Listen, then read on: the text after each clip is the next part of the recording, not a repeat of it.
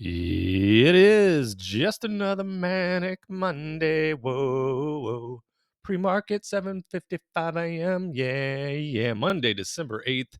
We are 35 minutes until regular trading hours kick off. Of course, the futures markets are open and we're currently sitting at 68.88. Let's take a look at what we're looking at for today and maybe this week. And no, I shouldn't say maybe this week, because Wednesday is going to be a big catalyst day.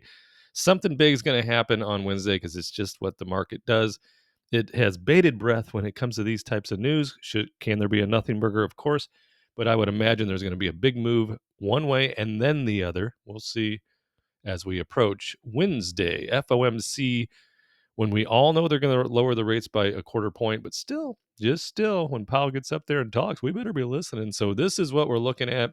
Didn't have to change too many numbers from last Sunday, but I did put a new line in just for my own today, and it will probably be a daily thing I'll put in, which is the either regular trading hour low or the overnight low. So right now we have an overnight low of 68.73 since we opened yesterday, 5 p.m. Central on Sunday.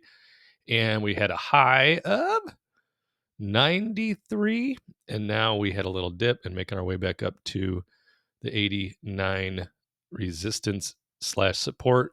It's still resistance at this point. This actually needs to change. Let's change that. Let's change it to the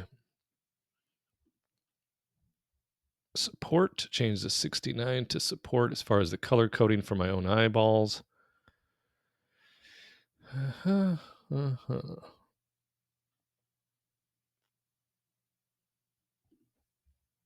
on. I should have done this before we got on the air, right? 82. We'll leave that the way it is. 77, though, I still have it in 47, still color-coded a different way, because 77 was a big number last week. And I think today it will still be a big number. And then we'll see from there, because I would imagine we're going to at least visit 77 today. Likely we're going to flush 73, possibly flush 69 when we do get our big move down, unless it's a trend day. We shall see. I would doubt almost by 85% that it's a trend day, just because people are going to be waiting for the FOMC meeting to decide what they're going to do next. But in the meantime, we'll be looking for trade setups. The first one, because we had a high of 93, and I'm looking for a minimum of 10 points in flush, preferably 20 plus points of a flush, to then give us a setup for the next squeeze up. So I'd be looking for, what's it going to do at 77? Is it going to support? Is it going to rip right through? Does 73 then become any type of support at all? Then we can throw the number in, change the color. Do we flush through 69? I mean, those would be expected today from my current experience with S&P Futures. But if there's any type of weird announcement or news today, you know what can go on. Elevator down. Going down. Silver still making up its mind. What are we doing here? Are we going to 60? Or are we going back down to test the breakout at 54? That would be the range I'd be looking at, 60, between 54 and 60 at this moment, because I was scared out of my my final silver position last week, early last week, I believe it was, or was it the week before? I don't know. Time flies when you don't have a job. Then I would be hopeful to see it go down to 54, because I could load up on more physical silver and then also get the leveraged moves in like AGQ, silver futures, and some leaps. And, technically they probably wouldn't be a leap. Maybe June again on the expiration, possibly, and probably at this stage, September, just to make sure to buy enough time in that move, because silver is not done, but it's been meandering here sideways for at least a week and a half. So we shall see. So looks like we're trying to make a little move down, but it probably won't do much between now and opening. And of course, we always get volatility at opening because algorithms, etc., start to kick in. But that's what I'm looking at today. Breakdown to at least support of 77, likely through 73, possibly through 69. That's what I'll be looking for. I might put a contract or two on around 77, but with a very, very tight stop. And speaking of tight stops, let's talk about Friday. If you watched any of the videos Friday, you saw me.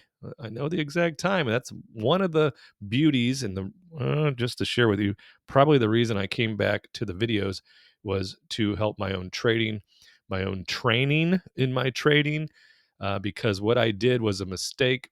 It ended up being fine because I have my new trading plan, which provides for stop losses. So at 10:05 a.m. I started to on Friday, 10:05 a.m. Central Time, I started to get in way of the falling knife because and I changed this from 88 to 89, but it was at 88. So when this thing hit 88, I put a contract on, put another contract on, then got stopped out. Put another contract on, put another contract on, stopped out. Then watched it do this, and I was like, "Dang it, now I missed it." But I didn't miss it. It kept flushing, got back in, stopped out again.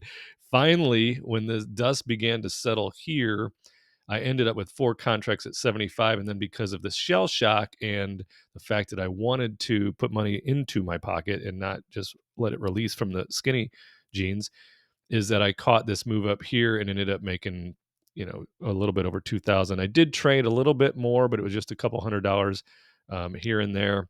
So we'll show you that. Well, I don't have the spreadsheet up, but I ended up at like, I don't know, 23.75 for the day on Friday. So turned out well considering I did get in way of the falling knife. I'm going to try to be more patient, but I'm still a new trader. So what do I want to do? I want to trade. I want to trade. Bum, ba-da-da, dun, da-da-da. And that's this. Let's see if we can see it here. So there's our 10:05 a.m. on Friday. Can we, now I got to get my sweet software going. Can I turn this thing on from here? I know you're not going to be able to hear it. I could hear it, but here I am recorded live, getting in the way of this falling knife, and there it is right at that 87, 88 at 10:05 AM, and then this thing ended up flushing all the way down to, like 72 or whatever. See, this is that move that we just looked at. The beauty of trying to get on here now and be more consistent with and diligent and patient, that is the plan for my trades.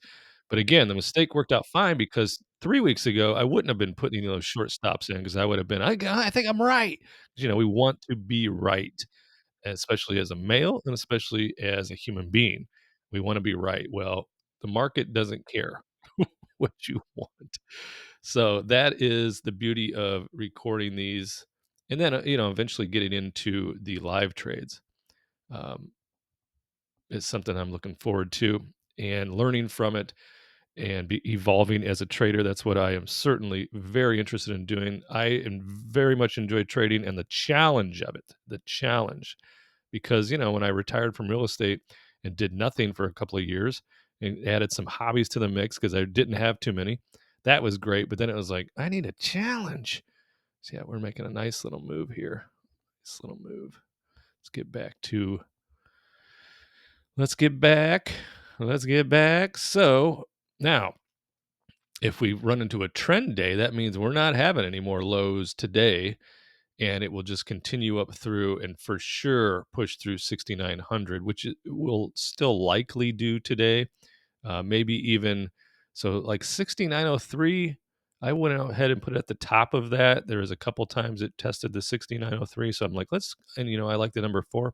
So we went with the 6,904 there. Could easily take these out today. I don't know how much it's going to go before the Fed announcement and press conference on Wednesday, but that's what we're here to do. We don't know what it's going to do, but we want to be prepared for it when it does it. So that's what I'm thinking about this morning. 8:04 Central Standard Time, 26 minutes until regular trading hours begin. I'll check back in if I get a setup. I'm heading to the gym now. Little, what is today? Chest and triceps. And I'll see you, when, in the next video.